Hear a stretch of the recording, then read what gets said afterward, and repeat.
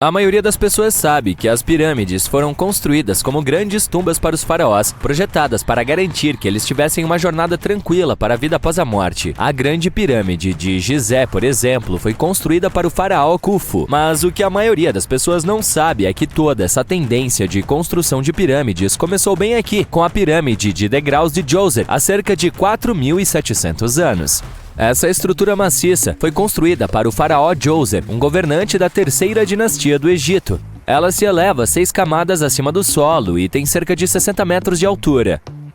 Hoje, pensamos nela como um projeto arquitetônico fenomenal, mas para os antigos egípcios, a pirâmide de degraus de Djoser acabou sendo mais um grande experimento, um teste, se preferir, para aperfeiçoar suas habilidades de construção antes de partirem para pirâmides ainda mais ambiciosas. Atingir novas alturas é muito empolgante, mas o verdadeiro mistério é o que está acontecendo embaixo da terra. No labirinto subterrâneo dessa pirâmide, há uma rede de túneis que se estende por cerca de 5,5 km de comprimento, e alguns pesquisadores acreditam que esses túneis podem ter sido parte de um sofisticado sistema de água que poderia mudar completamente o que pensamos sobre a construção de pirâmides. Vamos falar sobre esse enorme complexo localizado em Saqqara. Ao redor da pirâmide, há o que é conhecido como Fosso Seco, uma vala contínua com até 50 metros de largura e quase 3 km de comprimento. Ela forma uma espécie de retângulo ao redor da pirâmide. Essa vala tem uma profundidade média de cerca de 20 metros. Agora, se você somasse toda a terra e a rocha que foram escavadas para criar esse fosso, ele teria cerca de 10 vezes o volume da própria pirâmide de degraus. Durante muito tempo, as pessoas simplesmente presumiram que essa trincheira não passava de uma enorme pedreira, um local onde se escavava pedra e argila para construir a pirâmide de degraus. Faz sentido, certo? Mas quando você olha mais de perto, não faz sentido. A trincheira é muito estreita e profunda para ser prática para mineração, e seu layout não corresponde a nada do que sabemos sobre os métodos de extração dos antigos egípcios. Além disso, algumas seções da trincheira são, na verdade, cobertas por um teto rochoso, o que tornaria quase impossível usá-la como pedreira. Outra teoria sugere que o Fosso Seco tinha algum tipo de significado espiritual. Talvez fosse um lugar sagrado onde as almas dos nobres se reuniam para servir o falecido rei na vida após a morte.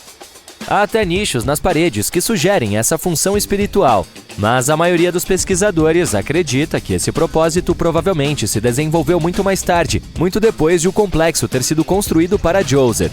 Então, para que o fosso foi realmente projetado? Em 2020, um pesquisador teve uma ideia bastante intrigante.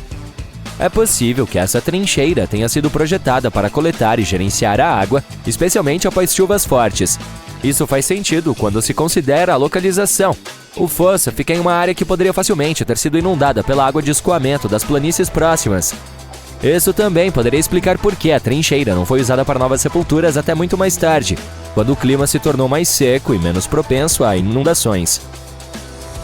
A história se torna ainda mais intrigante, pois essa trincheira parece fazer parte de um sistema hidráulico maior e mais complexo dentro do complexo de Djoser. É como se a trincheira tivesse vários compartimentos, cuidadosamente esculpidos na rocha e conectados por túneis. Esses compartimentos provavelmente serviam como parte de um sistema de tratamento de água, no qual a água fluía de um compartimento para o outro, ficando mais limpa à medida que avançava. Agora, é aqui que as coisas começam a se relacionar com a pirâmide em si. O complexo de Djoser tem uma série de poços subterrâneos e alguns pesquisadores acham que a água da fossa profunda do fosso pode ter sido usada para alimentar um sistema de elevação hidráulica, e esse elevador gigante movido a água poderia ter sido usado para levantar as pesadas pedras necessárias para construir a pirâmide. Funcionava como um vulcão, mas em vez de lava, a água fazia o trabalho pesado. Imagine um grande e profundo buraco no chão, no centro do local da pirâmide. Dentro desse buraco, havia uma enorme plataforma de madeira, semelhante a uma balsa gigante que podia se mover para cima e para baixo. Quando os trabalhadores queriam levantar uma pedra pesada, eles enchiam o buraco com água. Quando o nível da água subia, a plataforma de madeira começava a flutuar para cima, carregando a pedra com ela, quase como um elevador gigante movido a água. Quando a pedra atingia a altura certa, os trabalhadores a deslizavam da plataforma para a pirâmide. A ideia é que a água da Deep Trench, depois de ser limpa e filtrada, fluiria para esses poços.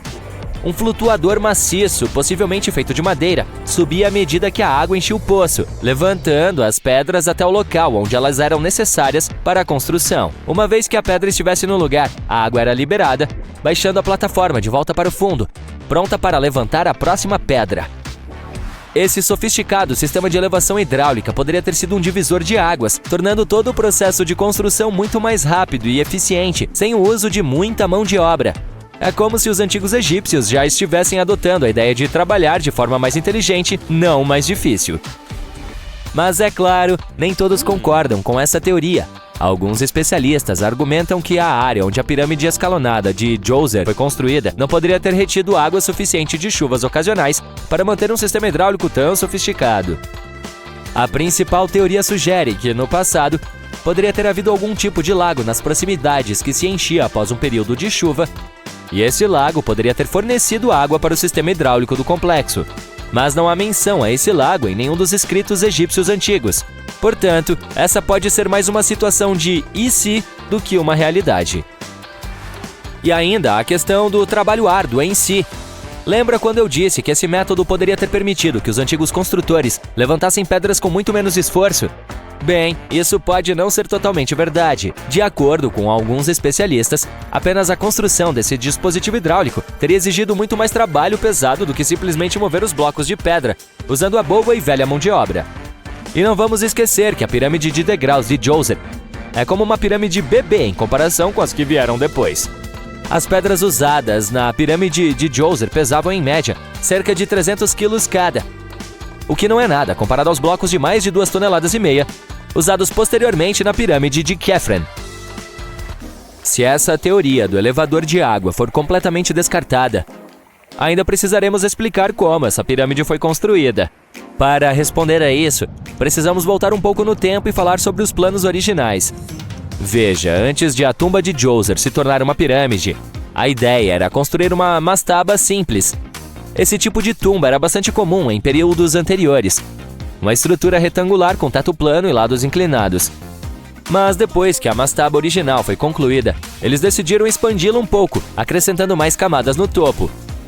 Em seguida, acrescentaram ainda mais camadas até que a construção chegasse a 6 degraus distintos, cada um menor que o anterior. E provavelmente fizeram tudo isso levantando as pesadas pedras usando rampas e não um elevador movido a água. Ainda há muito que não sabemos sobre a pirâmide escalonada de Djoser. Definitivamente, são necessárias mais pesquisas para entender completamente como esse sistema funcionava, ou se ele existiu de fato. Mas a ideia de usar água para ajudar a construir a pirâmide acrescenta uma camada totalmente nova à nossa compreensão da engenharia egípcia antiga. É um poderoso lembrete de como aqueles construtores eram inteligentes e engenhosos, usando a paisagem natural e o poder da água para criar um dos monumentos mais icônicos da história.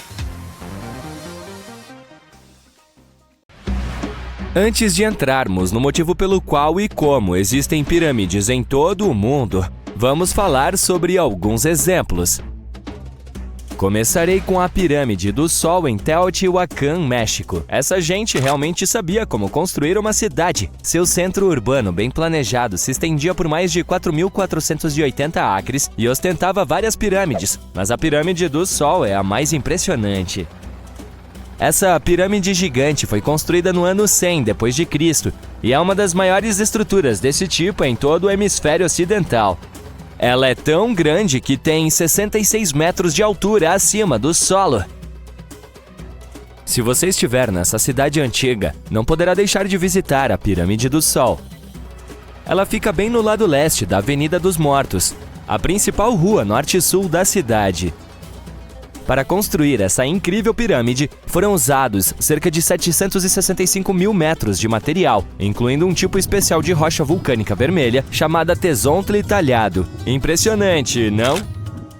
Não se sabe muito sobre as pessoas que construíram a Pirâmide do Sol ou sobre sua finalidade, mas os arqueólogos acreditam que havia um templo em seu topo. Quando os exploradores foram para baixo da pirâmide na década de 1970, encontraram vários túneis e câmaras. Em 2011, até encontraram um esconderijo secreto de potes de barro, peças de obsidiana, ossos de animais, estatuetas humanas e uma máscara. Quem sabe que outros segredos a pirâmide está escondendo? Se você decidir ver essa, deverá escalar a pirâmide usando seus 248 degraus irregulares no lado oeste. Cuidado com seus passos! O Sudão também tem algumas pirâmides. As pirâmides da Núbia não são tão grandes quanto as do Egito, mas ainda tem cerca de 200 delas. Essas pirâmides antigas abrigaram as tumbas dos faraós do reino Meroitic por quase 1000 anos, e eles governaram o Egito da Núbia até o mar Mediterrâneo. As pirâmides de Meroé foram construídas com granito e arenito avermelhado. Ah, e você sabia que o Sudão tem mais pirâmides antigas do que o Egito?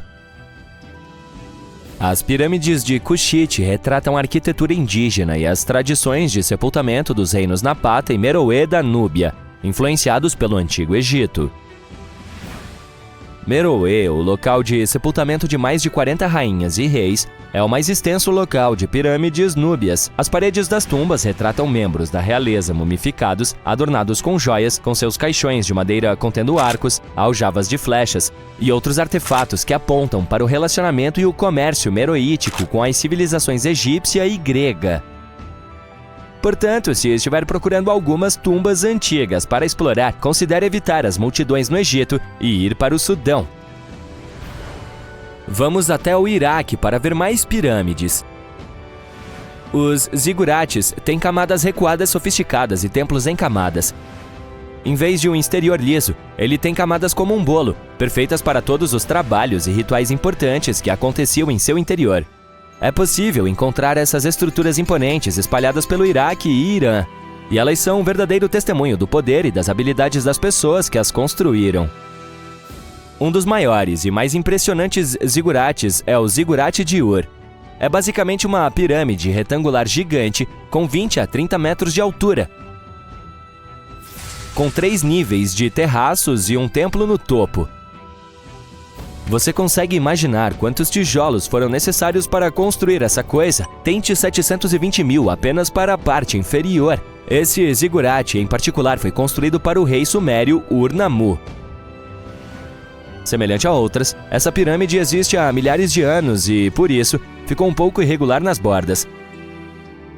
Felizmente, o rei babilônico Nabucodonosor II e alguns arqueológicos vieram em seu socorro nos séculos 6 e 20, respectivamente. E agora você pode encontrá-la perto da base aérea de Talil. O Zigurate de Ur foi construído em 2100 a.C. pelo rei Ur-Nammu para a divindade lunar Nana. Era o edifício mais alto da cidade, podia ser visto a quilômetros de distância. Era como o pináculo de uma catedral medieval de sua época. As pessoas vinham até aqui para trazer seus excedentes agrícolas, receber suas cotas de alimentos e buscar nutrição espiritual. Infelizmente, o templo de Nana, no topo do zigurate, não sobreviveu, mas temos alguns tijolos azuis esmaltados que podem ter feito parte de sua decoração. No entanto, as partes inferiores do zigurate são incríveis. Os arquitetos até incluíram buracos no exterior cozido do templo para permitir que a água evaporasse de seu núcleo. Já que exploramos algumas das pirâmides de nosso planeta, vamos dar uma perspectiva mais ampla. Elas podem ser encontradas em muitas partes do mundo. O Egito tem mais de 100 pirâmides. O dobro desse número está no Sudão. E dezenas de outras estão espalhadas no Oriente Médio e na China. As Américas têm o maior número de pirâmides no total, com mais pirâmides do que o resto do mundo combinado. Essas pirâmides estão localizadas no México, na Guatemala, em Honduras e El Salvador. É hora de saber mais sobre a evolução das pirâmides ao longo da história. A pirâmide mais antiga fica no Egito. Essa pirâmide era de degraus, criada colocando-se uma camada de pedra sobre a outra. Atribui-se ao faraó Snefero a criação da forma de pirâmide que reconhecemos hoje. Durante seu reinado de 45 anos, ele construiu 3 pirâmides. Suas 2 primeiras tentativas falharam. Mas ele finalmente acertou com a Pirâmide Vermelha, que é considerada a primeira pirâmide verdadeira. Foi o filho de Snefero, Khufu, quem construiu a Grande Pirâmide de Gizé, a estrutura humana mais alta da Terra por quase 4.000 anos. As pirâmides latino-americanas são semelhantes às primeiras pirâmides de degraus egípcias, mas foram construídas independentemente, sem conhecimento umas das outras. As pirâmides do Sudão foram construídas por volta de 700 a.C. e são altas, mas muito mais estreitas do que as do Egito. Como é que todas essas civilizações construíram essas coisas sem sequer enviar mensagens de texto umas para as outras? Afinal de contas, os astecas, os maias e os antigos egípcios eram os mais diferentes possíveis. Mas apesar de suas diferenças culturais, todos pareciam concordar em uma coisa: as pirâmides eram muito legais. As pirâmides de degraus estão em todo o mundo porque eram a maneira mais viável e estável de construir estruturas grandes e altas sem acesso a materiais de construção mais leves, como madeira e metal. A forma triangular com base de 2,5 km² é a melhor maneira de construir uma estrutura robusta, e uma estrutura em forma de cubo exigiria mais material para uma altura menor. Agora, no que diz respeito ao design da pirâmide, as pirâmides egípcias eram como triângulos gigantes, com uma base de 2,5 km², lados lisos e um topo pontiagudo. Já os astecas e os maias optaram por um visual de bolo em camadas, com degraus que levavam a uma plataforma plana no topo. Portanto, embora todas essas pirâmides compartilhem a mesma forma básica, elas têm seu próprio estilo exclusivo. Cada grupo construiu suas pirâmides usando diferentes materiais, técnicas e ângulos de inclinação. Portanto, embora possam ter se inspirado ocasionalmente no trabalho uns dos outros, eles estavam apenas fazendo o que queriam. As pirâmides egípcias tinham lados lisos e angulares, projetados para ajudar a alma do faraó a ascender ao céu. A Pirâmide do Sol foi construída sobre uma série de cavernas que serviam de passagem para as divindades. Os maias construíram o templo de Kukulkan em Chichén Itzá para homenagear a divindade Kukulkan, geralmente representada por uma serpente. Apelidado de El Castillo, ele tem 91 degraus de cada lado, mais uma plataforma. São 365 degraus, um para cada dia do calendário maia. Diz aí, incríveis, como as pirâmides foram construídas. Para começar, foram os humanos que as construíram, não uma raça estrangeira vinda do espaço que aterrissou na Terra. Uma coisa que todas as pirâmides têm em comum é o fato de terem sido construídas sem ferramentas avançadas ou mesmo sem a roda. Foram necessárias muitas pessoas para construí-las, incluindo trabalhadores e arquitetos qualificados. Por exemplo, estima-se que 20 mil pessoas construíram a Grande Pirâmide de Gizé, e acredita-se que a maioria delas era de trabalhadores qualificados. A construção das pirâmides era um empreendimento gigantesco, que exigia anos de planejamento e esforço. A Grande Pirâmide de Cholula, no México, levou 600 anos para ser concluída. Você já ouviu falar de Nikola Tesla? Você definitivamente já ouviu falar sobre as grandes pirâmides do Egito. Mas e se eu te dissesse que Tesla pode ter provavelmente desvendado o antigo mistério que envolve as pirâmides? Espere, o quê? Este é um episódio crossover? Não. É muito provável que os segredos das pirâmides estejam escondidos à vista de todos. Mas primeiro vamos recapitular o que sabemos sobre elas. O que há de tão misterioso nelas? Quero dizer, elas são apenas construções antigas e peculiares, não são? Uma das maiores dúvidas é como elas foram construídas. Algumas pessoas acham que as pirâmides foram criadas por pessoas usando apenas as mãos e os músculos, mas outras acham que pode ter havido algum tipo de fonte de energia maluca que ainda não conhecemos. Por exemplo, e se os alienígenas ajudaram ou algo assim? Brincadeirinha, mas essa ideia de que alguma fonte de energia desconhecida foi usada para construir as pirâmides existe há muito tempo. Até mesmo em textos antigos, como os textos das pirâmides, fala-se sobre como os deuses nos deram algo para construir um grande poder.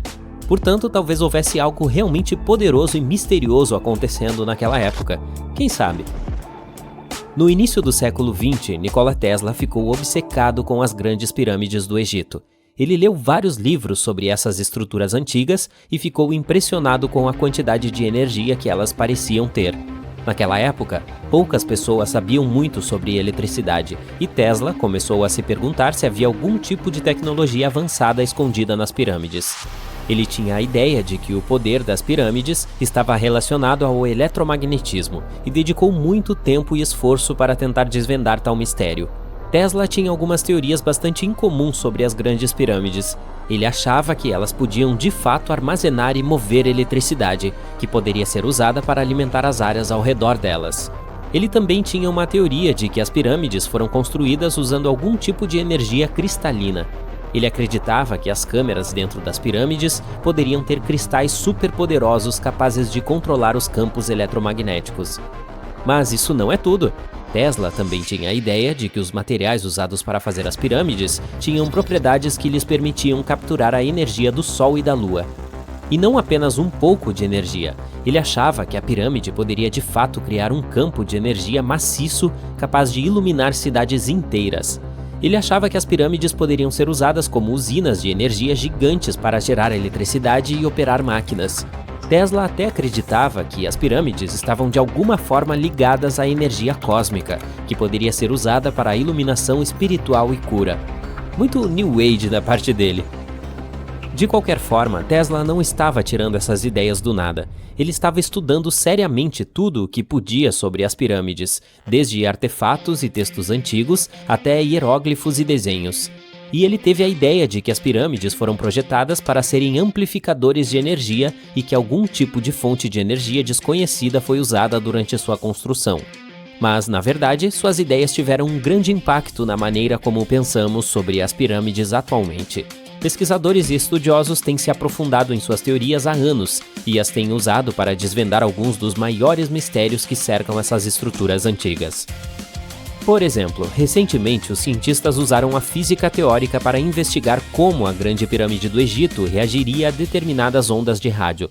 Eles descobriram que, se as ondas de rádio tivessem um determinado comprimento, a pirâmide poderia concentrar a energia dentro de suas câmeras e focalizá-la sob sua base. Os cientistas fizeram muitos cálculos para descobrir isso. Primeiro, pensaram em quais comprimentos de onda de rádio funcionariam melhor.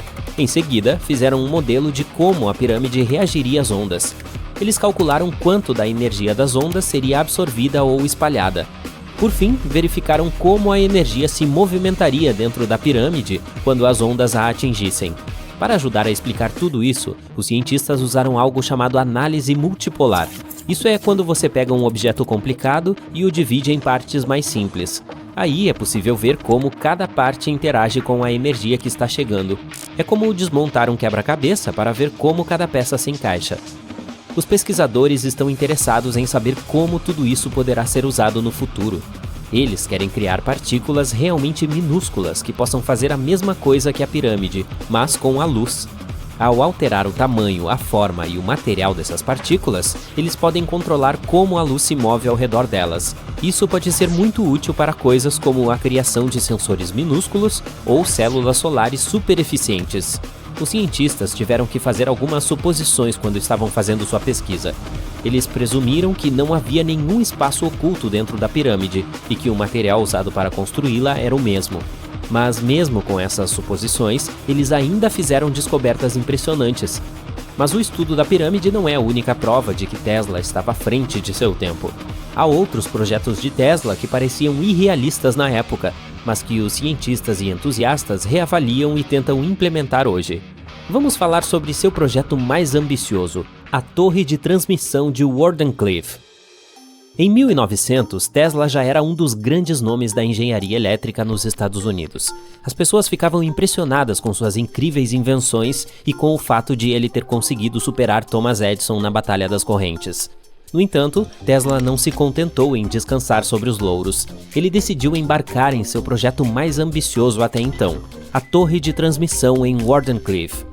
Ela foi construída entre 1901 e 1905 e foi baseada em uma de suas ideias revolucionárias. Ele tinha a visão de tornar o impossível possível, criando um sistema global de comunicação sem fio. Ele usaria a própria Terra como um condutor, transmitindo música, notícias, relatórios do mercado de ações, comunicações militares seguras e até mesmo imagens de fax. Isso soa familiar? Sim, parece com a internet que usamos hoje, só que sem o uso de fios.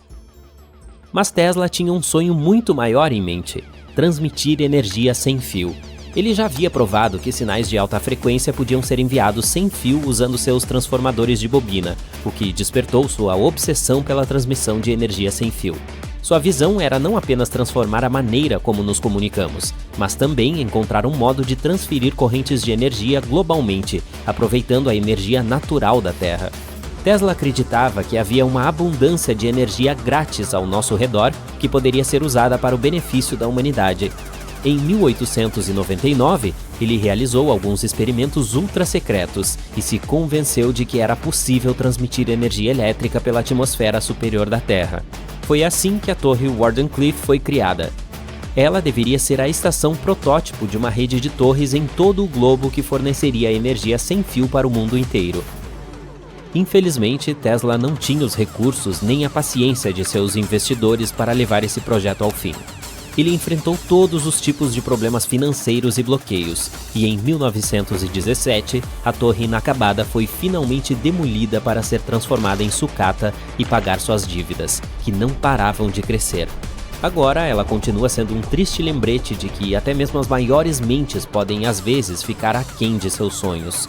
O laboratório original de tijolos vermelhos, no entanto, ainda está lá e é o único laboratório de Tesla que existe até hoje. Fato curioso, em 2017 uma equipe de filmagem fez uma descoberta maluca. Eles usaram um radar de penetração no solo para explorar a área ao redor de Wardenclyffe e encontraram uma série de túneis que se estendiam por centenas de metros sob o local. Ninguém sabe exatamente para que esses túneis eram usados, mas há anos as pessoas especulam que eles faziam parte do grande plano de Tesla. Wardenclyffe, é claro, é um marco importante para os entusiastas de Tesla de todo o mundo. Quem sabe, talvez um dia alguém finalmente desvende o mistério dos túneis. Mas mesmo que isso não aconteça, o legado de Tesla e de suas ideias incríveis continua vivo. Você pode me dizer que dia é hoje? É muito fácil. Basta olhar para seu smartphone e pronto. Você sabe imediatamente o dia, o mês e o ano. Mas será que sempre foi tão fácil saber a data? Será que os povos antigos tinham um conceito de um ano que dura 365 dias? Sim e não. Os calendários maias tinham ciclos. Isso é próximo do que chamamos de ano. Mas o ciclo maia era muito mais longo, 819 dias. E é aí que começa o mistério. 819 dias em comparação com o quê? Quando esse calendário começa e quando ele termina? Os cientistas estavam se fazendo essa pergunta há décadas. Eles descobriram e decifraram o calendário maia na década de 1940. Recentemente, 2 cientistas americanos apresentaram uma solução. Então, o que eles fizeram de diferente de seus antecessores? A dupla decifrou o código ampliando seu pensamento. Eles expandiram o calendário de 819 dias para 45 anos completos. Isso é 20 vezes mais longo do que o ciclo original, e um padrão começou a surgir. Esse foi um grande avanço porque os maias contavam o tempo de uma forma complicada. Você pode esquecer os números arábicos de fácil leitura que temos hoje. Esses povos antigos usavam glifos, imagens minúsculas que representam caracteres.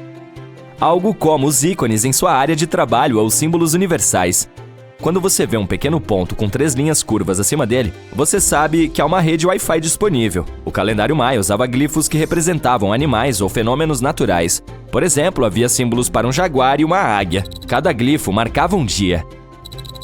Cada ciclo é repetido 4 vezes. Vamos chamar esses 4 ciclos de blocos. Os maias coloriram cada bloco de forma diferente. Os cientistas acreditavam que essas cores correspondiam às 4 direções cardeais. Vermelho era o leste, branco o norte, o oeste era preto e, finalmente, o amarelo marcava o sul. Mas então veio a década de 1980. Sim, essa foi uma década estranha. Os cálculos estavam todos errados. Os pesquisadores determinaram que as cores estavam associadas à posição do Sol no céu. Descobriu-se que a cor amarela representava o ponto mais alto do Sol, que é chamado de zênite. O branco era o ponto mais baixo, chamado de nadir. Parece que o calendário mostrava o quanto os antigos maias eram bons em astronomia. Isso é mais evidente em Chichén Itzá. Essa principal cidade maia está localizada na península de Yucatán. Lá existe uma impressionante pirâmide de degraus. Ela é dedicada à divindade da serpente emplumada, e seu alinhamento é perfeito. Algo maravilhoso acontece aqui 2 vezes por ano, durante os equinócios, momentos em que o Sol brilha diretamente sobre o Equador. Nessas 2 datas, o dia e a noite têm a mesma duração. No local da pirâmide, a luz do Sol ilumina primeiro a escultura da cabeça da serpente na base da estrutura. Em seguida, ela sobe os 91 degraus. Isso cria a ilusão de que uma serpente está descendo a pirâmide. Até hoje, as pessoas se reúnem para testemunhar essa visão. E deve ter sido ainda mais impressionante quando os maias concluíram a estrutura. Você sabe o que é um período sinódico? Eu também não. Mas os astrônomos maias sabiam. O período sinódico é o tempo que se passa antes de um corpo estelar dar uma volta completa. Por exemplo, esse é o período entre duas luas cheias. Quando você olha da Terra, esse período dura aproximadamente 30 dias. E os maias olhavam para os céus sem parar. Eles anotavam cuidadosamente os períodos sinódicos de todos os planetas, de Vênus a Saturno. Esses antigos astrônomos mantinham registros de quase todos os corpos celestes. Mas o que isso tem a ver com o calendário deles? Os cálculos dos pesquisadores americanos revelaram a ligação. Tomemos como exemplo o planeta mais próximo do Sol. Seu período sinódico é de 117 dias. Multiplique isso por 7 e você chegará a qual número? Exatamente 819. Coincidência? Definitivamente não, porque os períodos sinódicos de outros planetas também coincidem perfeitamente com um número mágico. Mas isso não é visível em um ciclo maia. Os cientistas tiveram de expandi-lo várias vezes para descobrir o padrão. Há uma razão pela qual ninguém conseguiu decifrar o código por tanto tempo. Eles estavam concentrados em um único planeta. O truque era adicionar o cálculo maia para todos os planetas. Os pesquisadores só precisavam ver o quadro geral. Isso nos leva ao ano de 2012. Você se lembra de que algumas pessoas achavam que o mundo acabaria em 21 de dezembro? Isso acabou sendo um fracasso. Estamos vivos e bem. Mas o que deu início a esse falso boato? O calendário maia, é claro. Esses povos antigos basearam seu calendário em longos períodos de todos os planetas. Isso incluía muita matemática complicada e muita multiplicação. 2012 foi simplesmente o momento em que o ciclo deles terminou, conhecido como a contagem longa. Esse período é o mesmo do nosso ano. Para os maias, 2012 era algo como 31 de dezembro para nós, apenas o fim de um ciclo no qual eles mediam um tempo. Portanto, não havia necessidade de entrar em pânico. As festas de fim de ano podem ser um pouco loucas, mas o mundo não acaba em 1º de janeiro. Os maias estenderam mais do que seu calendário. Borracha era o nome do jogo. Sim, você ouviu corretamente. Esses povos antigos estavam produzindo diferentes tipos de borracha 3.000 anos antes que um famoso americano fizesse. Eles extraíam o látex natural da seringueira, uma substância leitosa que pode ser transformada em borracha. E não eram os únicos. Os cientistas encontraram evidências de que seus vizinhos, os astecas e os olmecas, faziam a mesma coisa. Mas o que acontecia com a borracha? Eles não precisavam de pneus de carro, com certeza. Mas é legal ter um belo par de sandálias para a praia. Os espanhóis escreveram sobre calçados com sola de borracha que os nativos usavam. Infelizmente, os cientistas ainda não os encontraram. Isso seria um grande passo para a arqueologia. Portanto, os maias brincavam com borracha. Os pesquisadores supõem que eles produziam bolas de látex. Elas eram saltitantes e variavam em tamanho, desde uma bola de softball até uma bola de futebol. Um típico jogo de bola maia envolvia 2 aros. Você deve estar pensando em basquete, mas não é bem assim. Os aros eram colocados em paredes com 7 metros de altura. Compare isso com o padrão da NBA de 3 metros. E o aro era ao contrário. Há também um lado doce na história dos maias. Esse povo antigo gostava de chocolate. De fato, a palavra moderna chocolate provavelmente vem de seu idioma. E significava água amarga. Ok, você entendeu a parte amarga, mas por que a água? Os maias não produziam chocolate na forma como conhecemos hoje. Eles não faziam barras de chocolate, eles o bebiam. Os grãos de cacau esmagados eram excelentes bebidas. Com o tempo, os maias aperfeiçoaram a mistura e até acrescentaram especiarias. Alguém quer um drink de chocolate ardente com pimentas cozidas e farinha de milho? Quem sabe, talvez essa bebida realmente tenha um sabor agradável. As sementes de cacau eram sagradas e usadas como moeda. Os pesquisadores acreditam que todas as classes sociais podiam desfrutar desse sabor. Chocolate grátis para todos soa bem até hoje. Mas onde os maias conseguiam água limpa para suas bebidas de cacau? Do mais antigo e conhecido sistema de filtragem do hemisfério ocidental, baseado em zeólito, minerais que contêm compostos de alumínio e silicone. E adivinhe só, os modernos purificadores de ar e água ainda usam esse material. A tecnologia maia vence mais uma vez. De volta à Europa, Roger Bacon desenvolveu um sistema de filtragem de areia em 1627, cerca de 1800 anos depois dos maias. Mas e quanto às regiões sem rios, lagos ou nascentes? Os engenheiros maias tinham tudo planejado: a água da chuva. Eles escavavam grandes reservatórios no leito rochoso de calcário. Em seguida, revestiam essas cavernas subterrâneas com uma camada de um material impermeável. A etapa final era criar pequenos canais que coletavam a água das colinas acima. Os cientistas estimaram que apenas um desses reservatórios poderia conter, em média, 10.000 galões de água da chuva, o suficiente para encher 55 banheiras de hidromassagem modernas. Considere as grandes pirâmides. Uma das 7 maravilhas originais do mundo e a única que ainda existe hoje. Você sabia que as pirâmides de Gizé não eram as únicas pirâmides existentes? E nem mesmo foram as primeiras. Primeiro havia as pirâmides bonitas, mas elas não se popularizaram. Não, eu inventei isso. Voltando à história, no Antigo Egito acreditava-se que os reis eram escolhidos pelos deuses para servir na terra como seus mediadores. Na vida após a morte, esperava-se que eles próprios se tornassem deuses. O complexo da pirâmide foi construído para garantir que o rei tivesse tudo de que precisaria na vida após a morte. O complexo incluía a pirâmide, um palácio e templos. A tumba na pirâmide, onde o rei era enterrado, estava repleta de muitas coisas de que ele poderia precisar, como móveis, alimentos e vasos de ouro. Na verdade, a primeira pirâmide havia sido construída 80 anos antes do surgimento da primeira pirâmide de Gizé. No total, havia cerca de 100 delas. No entanto, algumas não foram concluídas, pois a construção demorava um pouco, e nem todos os faraós viveram o suficiente para ver o fim da construção. E agora vamos falar sobre a construção em si. A maior das pirâmides de Gizé é tão alta quanto um prédio de 40 andares. Mas como é que conseguiram construir uma estrutura tão grande há 5.000 anos, muito antes do surgimento de máquinas e outros equipamentos? Vamos descobrir. O faraó Quéops subiu ao trono por volta de 2575 a.C. e seu arquiteto iniciou a construção da maior e mais antiga das pirâmides de Gizé. Ele calculou que mais de 2 milhões de blocos de calcário teriam de ser usados para construir a pirâmide, cada um pesando cerca de 2,5 toneladas, aproximadamente o peso de um rinoceronte. O arquiteto queria terminar a construção em 20 anos. Para que isso fosse possível, uma pedra tinha de ser carregada e colocada no lugar a cada 4 minutos, 24 horas por dia, 7 dias por semana e 365 dias por ano, exceto no ano bissexto. Portanto, obviamente, eram necessários muitos trabalhadores para que isso acontecesse.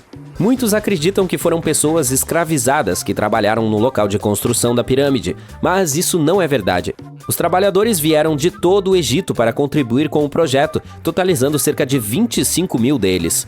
Os egípcios faziam todos os tipos de trabalho, desde o trabalho manual e a fabricação de ferramentas, até o trabalho administrativo. Todos se dedicavam cerca de 10 horas por dia. Eram alojados e bem alimentados, e em geral levavam uma vida mais confortável do que um egípcio médio poderia ter naquela época. Supostamente, os construtores viviam em uma cidade temporária próxima e eram uma comunidade altamente organizada com um líder forte. As pirâmides parecem ter sido projetadas para se alinhar com os pontos de uma bússola, e seus lados simbolizam os raios do sol. Mas naquela época não havia bússolas. Os antigos egípcios descobriram as direções por conta própria e com uma precisão incrível. Para alinhar as pirâmides, eles usaram 2 constelações.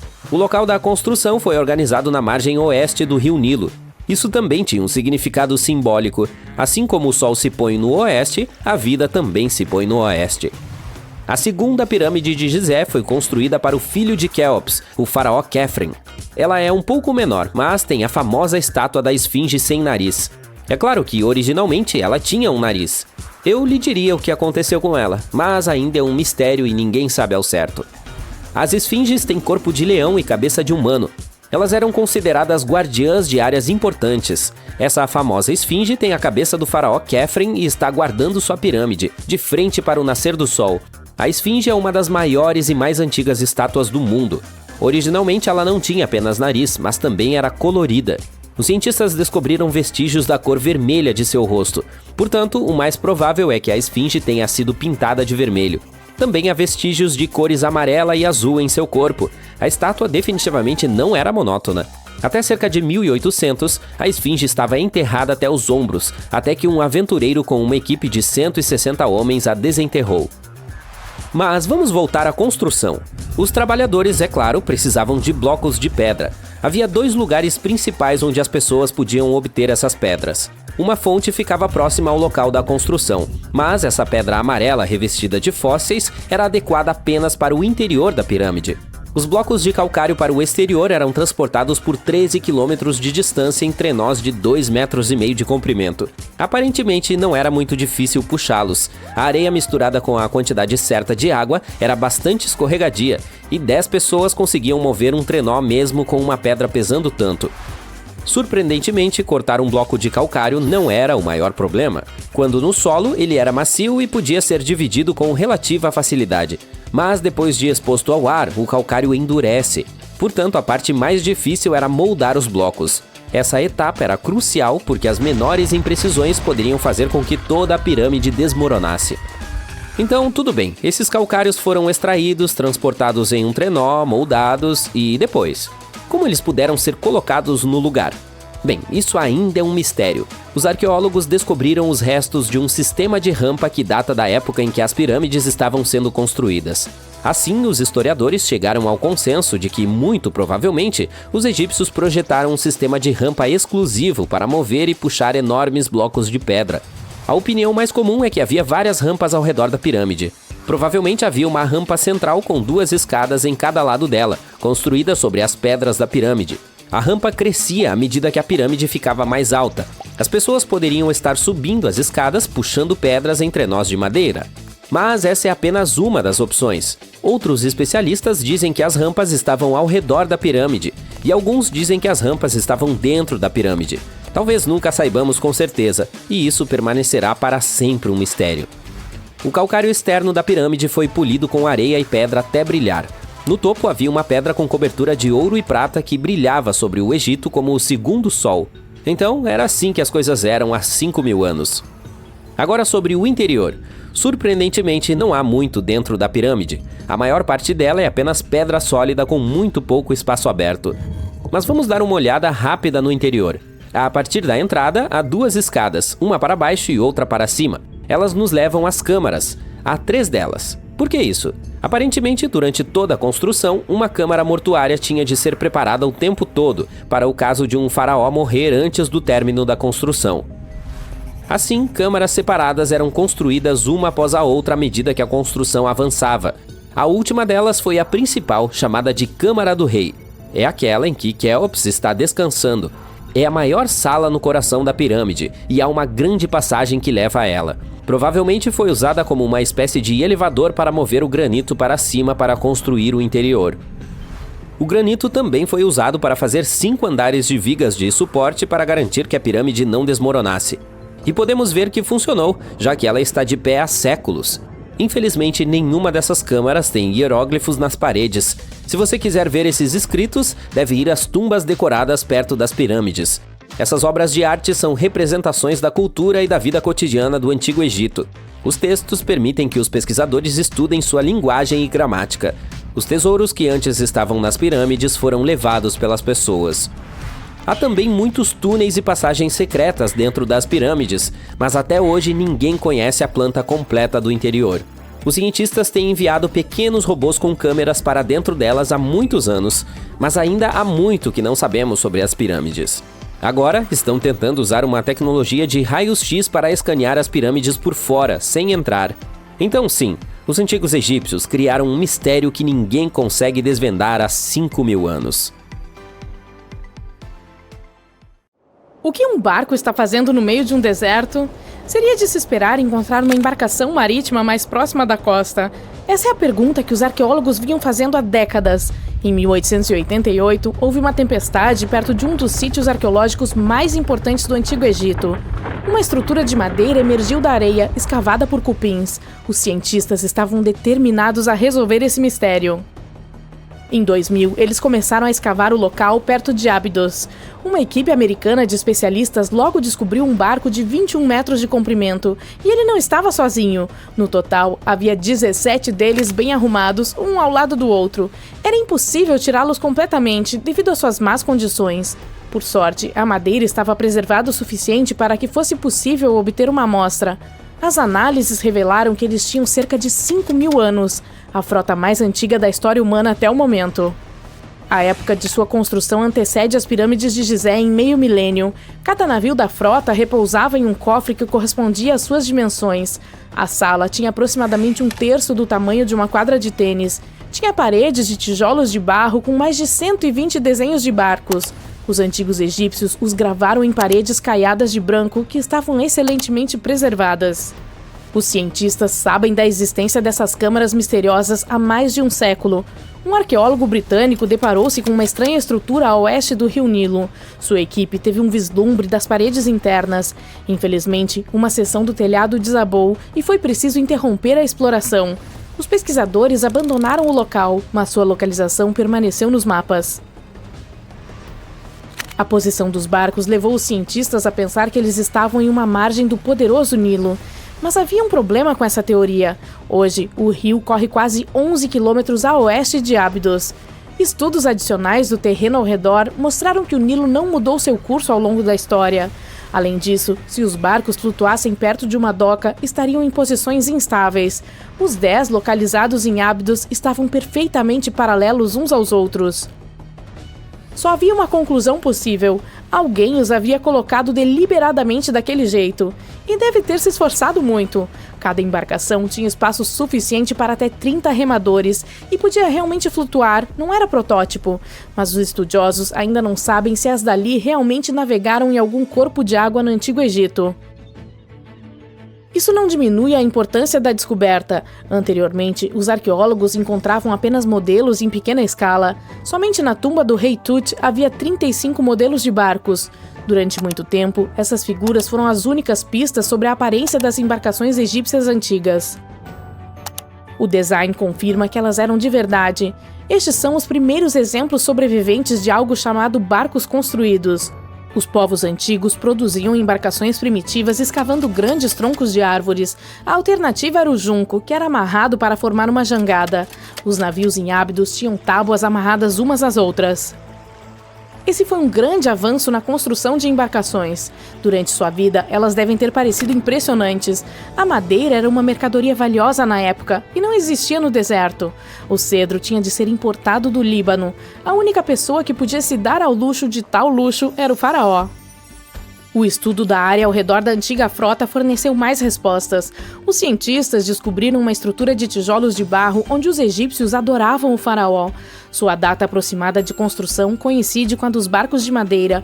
Os mesmos tijolos com os quais essa construção foi feita foram usados para envolver a frota. Na época de sua produção, os cômodos em que eram armazenados tinham um teto. Essa é a seção que os arqueólogos encontraram no início do século XX. Assim como múmias em caixões, esses maravilhosos navios repousavam dentro de esplêndidos cofres. O exterior desses cômodos também era impressionante. As paredes externas tinham originalmente um reboco de pedra calcária branca. Ele refletia a luz do sol. Sob as condições do deserto, a estrutura que abrigava os barcos deve ter brilhado a quilômetros de distância. Os antigos construtores egípcios usaram a mesma técnica para cobrir as pirâmides 500 anos depois. Hoje, sua superfície parece irregular, mas nem sempre foi assim. Quando foram construídas, as pirâmides tinham uma camada superior de calcário branco e fino. A superfície era lisa e brilhava à luz do sol. Em vez de escadas, a camada externa das pirâmides era mais uma rampa elegante. Os arqueólogos ficaram com uma pergunta final: qual faraó era o dono da frota? A resposta estava a apenas 1,5 km do local. Foi lá que repousou a tumba de um faraó da quinta dinastia, o rei Senusret III. Sua época e estilo da construção coincidiam com os das câmaras com barcos. O final de seu governo pode explicar como eles foram parar no meio do deserto. O monarca provavelmente faleceu no norte do Egito. Em seguida, seu corpo foi transportado pelo Nilo até Abydos em uma maravilhosa procissão de barcos decorados. Posteriormente, os vasos eram baixados para câmaras próximas ao local de descanso final de seu proprietário. Isso tinha um significado simbólico. No sistema de crenças dos antigos egípcios, os navios desempenhavam um papel fundamental. Sua divindade suprema era Ra. Ele viajava pelo céu durante o dia na forma do sol. À noite, navegava pelo mundo subterrâneo em um barco solar. O faraó se identificava com Ra. É por isso que ele precisava de embarcações na vida após a morte. Essa era a única maneira de se regenerar, assim como o sol nasce todos os dias acima do horizonte. Essa crença existiu por milhares de anos. O faraó mais famoso, Khufu, também tinha um barco. Os cientistas o encontraram ao lado de sua pirâmide em Gizé. Ele é cerca de 4 séculos mais novo do que a frota em Abydos, mas o de Khufu era quase 2 vezes mais longo.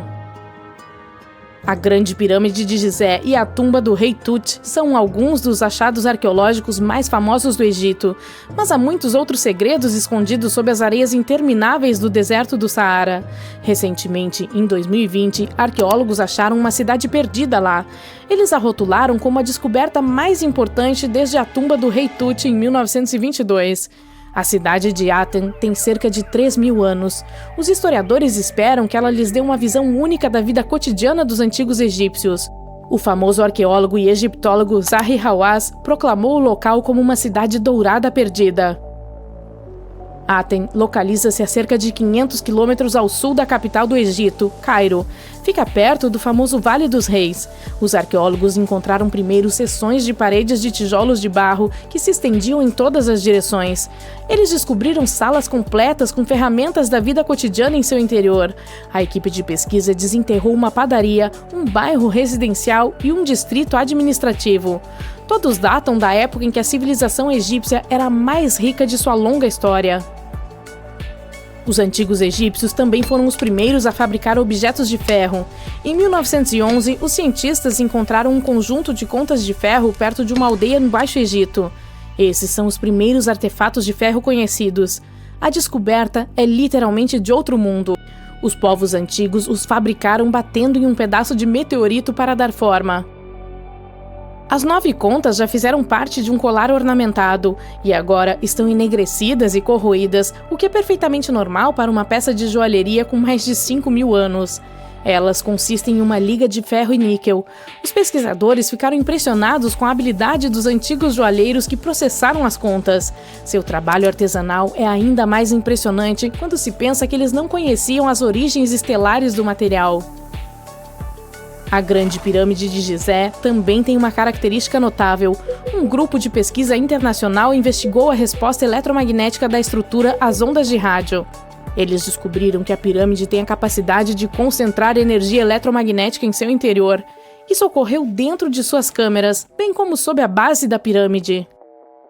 Ela contém uma câmara subterrânea inacabada. Parece que a resposta eletromagnética está ligada às propriedades do calcário, o principal material de construção da Grande Pirâmide. Os resultados da pesquisa podem ter uma aplicação prática. A maneira como as células solares e os nanosensores funcionam poderia ser aprimorada por essa descoberta notável. Estamos em 1898 e você está participando de escavações em Saqqara. Esse lugar não muito distante do Cairo está repleto de tumbas e pirâmides antigas. Você está no clima de Indiana Jones e espera encontrar algo realmente fenomenal e ficar famoso. Ouro, manuscritos, mapas do tesouro, múmias de faraós famosos. Espere, um pássaro de madeira? Você está realmente desapontado, pois mais parece um brinquedo comum. Um brinquedo antigo, mas ainda assim... Mal sabia você que, anos depois, alguém diria que seu pássaro era, na verdade, um antigo monoplano. O artefato, apelidado de Pássaro de Saqqara, é feito de madeira de figueira do faraó. O pássaro tem uma envergadura de apenas 18 centímetros e pesa cerca de 40 gramas. Um souvenir original perfeito do Egito, eu diria. Ele tem mais de 2.000 anos e parece bem simples, sem nenhum entalhe de penas ou outros ornamentos intrincados. No entanto, tem um bico e olhos, o que faz com que nosso achado se pareça com um falcão, o emblema da divindade Horus. Sua cauda é bastante incomum, pois é quadrada, estranhamente ereta e parece que a parte afundada dela era o lugar de uma peça que agora está faltando. Os seres humanos adoram resolver um bom mistério, por isso houve várias tentativas de explicar o uso do passarinho. A primeira, muito simples, é que se tratava de um objeto cerimonial. A segunda ideia é que se tratava de um brinquedo para uma criança de uma família abastada. Poderia ter sido uma espécie de bumerangue, que era um conceito popular no Egito Antigo. Depois, houve uma teoria de que o pássaro havia sido usado como um catavento.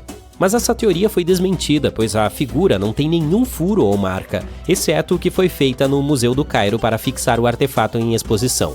Portanto, não havia como pendurá-la no passado. Quase um século depois que a ave foi encontrada, o egiptólogo Dr. Khalil Messihah propôs uma nova teoria de que poderia ter sido um modelo de um monoplano. Ele acreditava que a ave não tinha um plano de cauda horizontal. Por outro lado, suas asas estavam dispostas em um ângulo reto, semelhante aos dos aviões modernos. Ela poderia ter funcionado para gerar a sustentação aerodinâmica necessária para os voos. O Dr. Messihah também afirma que, naquela época, era comum colocar em tumbas modelos em miniatura de invenções tecnológicas. Então, será que os antigos egípcios realmente inventaram o avião em 200 a.C.? Isso faria com que os irmãos Wright, que são considerados os inventores da aviação, ficassem muito chateados.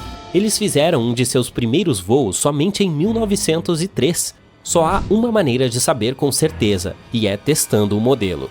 Mas você sabe, o Museu Egípcio no Cairo dificilmente deixaria uma de suas estimadas peças voar como um brinquedo. É por isso que o designer de planadores Martin Gregory construiu um modelo semelhante, desta vez de madeira de balsa, e concluiu que mesmo com a falta do plano de cauda, o avião não voaria muito bem. Caso resolvido? Não é bem assim. Isso não pareceu convincente o suficiente para o History Channel. Então eles convidaram Simon Sanderson, um especialista em aerodinâmica, para construir outra réplica do pássaro. Ele o testou em condições climáticas semelhantes às do Egito e ficou impressionado com as habilidades do pequeno avião. Portanto, se de fato foi inventado o protótipo de um avião na época dos faraós, esse seria um bom exemplo de um Woopard, que é na verdade um artefato fora do lugar, um objeto que está muito à frente de seu tempo em termos de tecnologia ou história. E o pássaro de Saqqara não é o único exemplo desse conceito revolucionário. Em 1901, um grupo de mergulhadores recuperou o mecanismo de Anticítera de um naufrágio perto da ilha grega de Anticítera. Ele foi apelidado de o primeiro computador analógico do mundo e atualmente é datado de cerca de 100 a.C. O mecanismo de bronze podia informar as posições do Sol, da Lua, dos planetas e das estrelas, bem como a fase lunar, as datas dos próximos eclipses solares e até mesmo a velocidade com que a Lua se move no céu. Ninguém sabe ao certo quem o usou e como ou onde ele foi feito, mas é óbvio que ele é extremamente preciso e muito avançado para a sua época.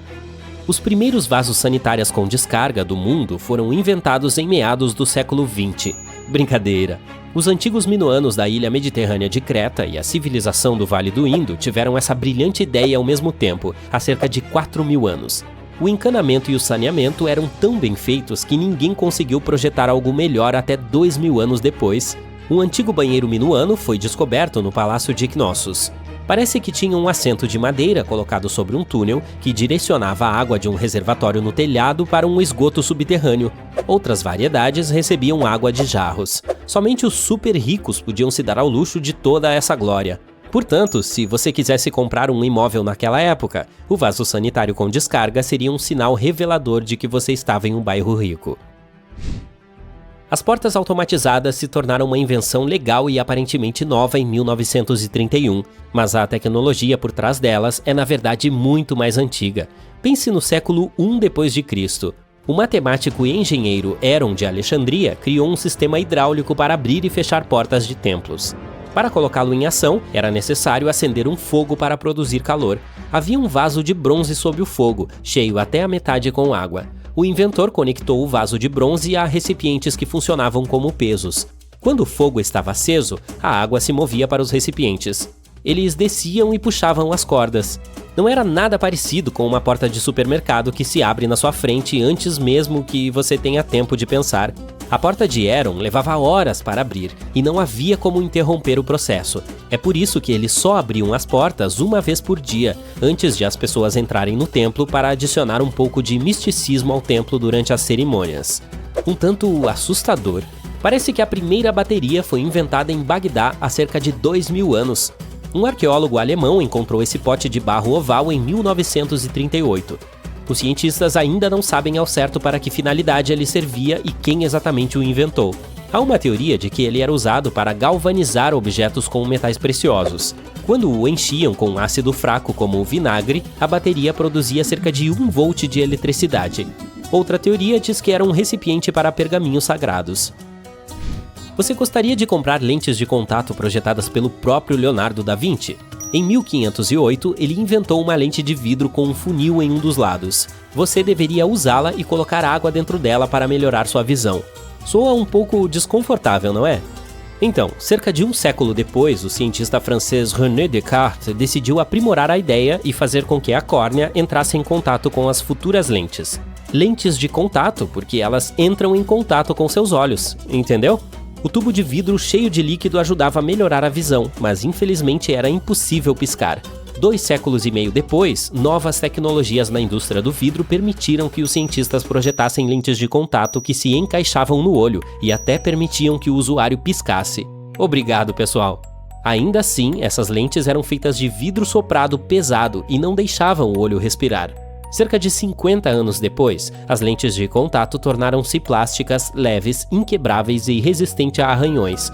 mas ainda cobrindo todo o olho. E então, em 1948, um técnico óptico inglês, Kevin Toohey, acidentalmente lixou uma lente de plástico e descobriu que ela ainda permaneceria no lugar mesmo se cobrisse apenas a córnea. Imagine que você mora em Londres no século XIX e precisa enviar uma mensagem para Nova York. Levaria cerca de 10 dias para chegar lá de navio. Portanto, quando o tempo de entrega passou de dias para horas em 1858, foi uma verdadeira sensação. A primeira mensagem foi enviada pela própria Rainha Vitória. Tudo isso foi possível graças a um cabo telegráfico transatlântico que corria sob o oceano. Infelizmente, a nova invenção durou apenas algumas semanas. Foram necessários anos para trazê-la de volta à vida.